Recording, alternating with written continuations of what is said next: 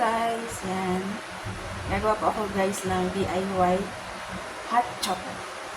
Kasi guys, meron ako ditong dark chocolate. Hindi ko siya naman makain. Kasi so very dark. Yan. Yan guys. Gagawin ko na lang siyang hot choco. DIY hot choco. Yan guys. Sayang naman kasi guys. Kasi gagawin ko sana guys champurado. Pwede rin siya sa champurado. Pero for now, nagawa ako ng hot choco guys. Try natin kung pwede siya sa gawing hot choco. Kasi sayang eh. Diba? Bawal magsayang ng pagkain. Joke. Yan. Guys, pakukulan lang natin siya dyan. Basta natunaw ang ating choco. Ito ang ating DIY hot choco.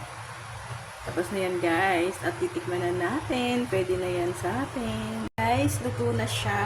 Ayan. Tinikman ko na rin. It's okay naman na siya. Sari na lang natin guys. At atin na tong titikman.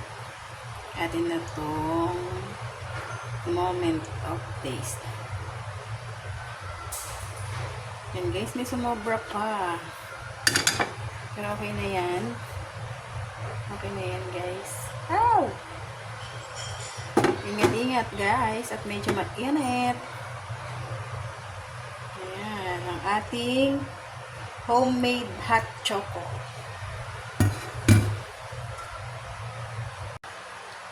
Yan guys. Tikman na natin ang ating hot choco.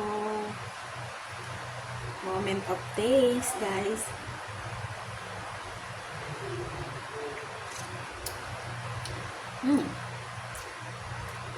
Yan guys, walang kasayang-sayang yan. Sarap.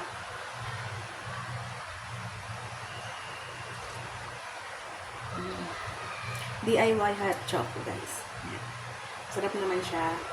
And guys, thank you for watching. Please follow, like, and share. Bye guys.